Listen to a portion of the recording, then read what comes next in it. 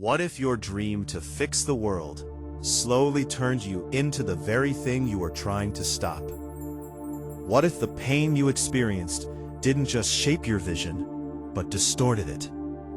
That is the dangerous evolution of Madara Uchiha in Naruto. Because Madara isn't just a villain driven by chaos.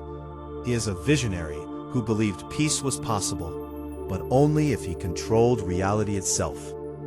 Madara's story begins not with domination, but with loss. A childhood shaped by constant war, where death is not an exception, it is normal. Where bonds are formed only to be broken, where trust is fragile, and survival comes at the cost of connection. And in that environment, Madara learned something that will define his entire ideology. Peace is temporary. Every time he reaches for unity, conflict returns. Every time hope appears, it is taken away. And over time, this repetition creates a belief system rooted not in optimism, but in certainty. The certainty that human nature cannot change. That as long as people have emotions, pride, fear, jealousy, desire, conflict will always exist. This belief becomes the foundation of his vision. Because if the world cannot change, then it must be controlled. Madara's ideology is not built on hatred, it's built on logic shaped by trauma. He doesn't seek destruction for the sake of it. He seeks a permanent solution to a problem he has experienced his entire life. And in his mind, that solution is the infinite Tsukuyomi, a world where everyone exists in a dream, free from pain, free from conflict, free from reality itself. To Madara, this is not tyranny, it is salvation. And this is where his character becomes deeply complex. Because from his perspective, he is not the villain, he is the only one willing to do what is necessary. While others cling to hope, to ideals, to temporary peace, Madara sees the bigger picture. He sees the cycle repeating, over and over again. And he refuses to accept it.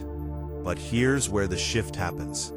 Because when a vision becomes absolute, when it allows no room for alternative perspectives, it transforms.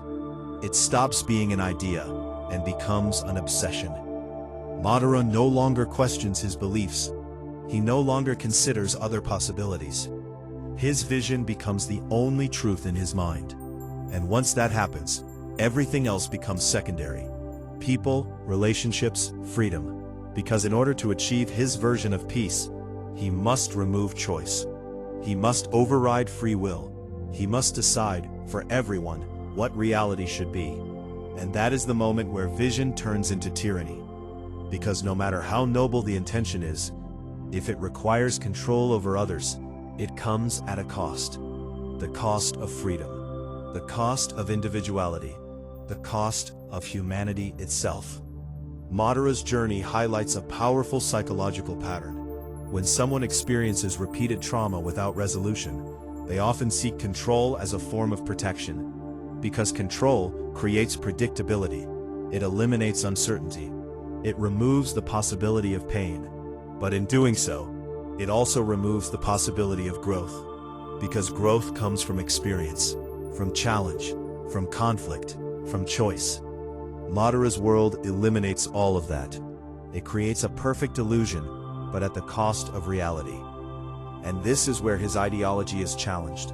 Through characters like Hashirama Senju and Naruto Uzumaki, we see a different perspective. One that acknowledges pain, but does not surrender to it.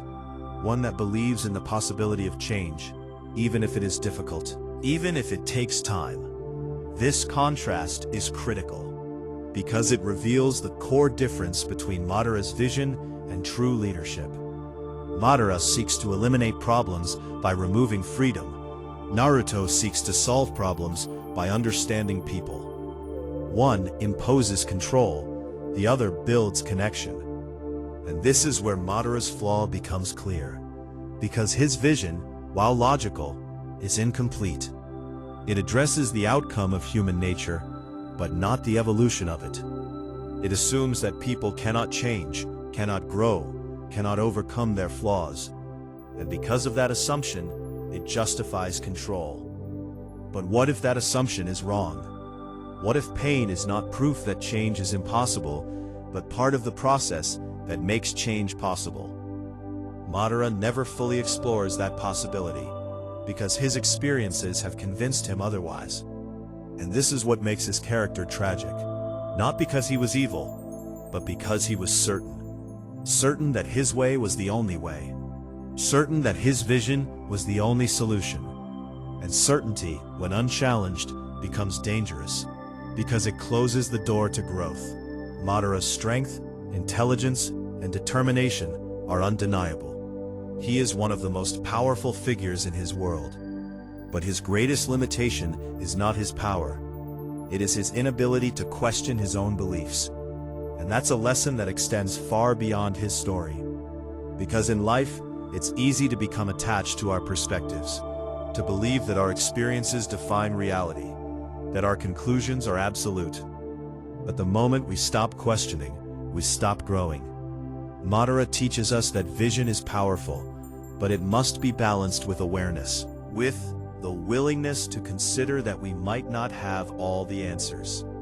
Because without that balance, vision becomes rigid. Rigid thinking becomes control, and control becomes tyranny. At the end of the day, Madara Uchiha is not just a villain. He is a reflection of what happens when pain shapes belief, and belief goes unchallenged. A man who wanted peace so badly that he was willing to take freedom away to achieve it. And in that pursuit, he didn't just try to change the world, he tried to control it.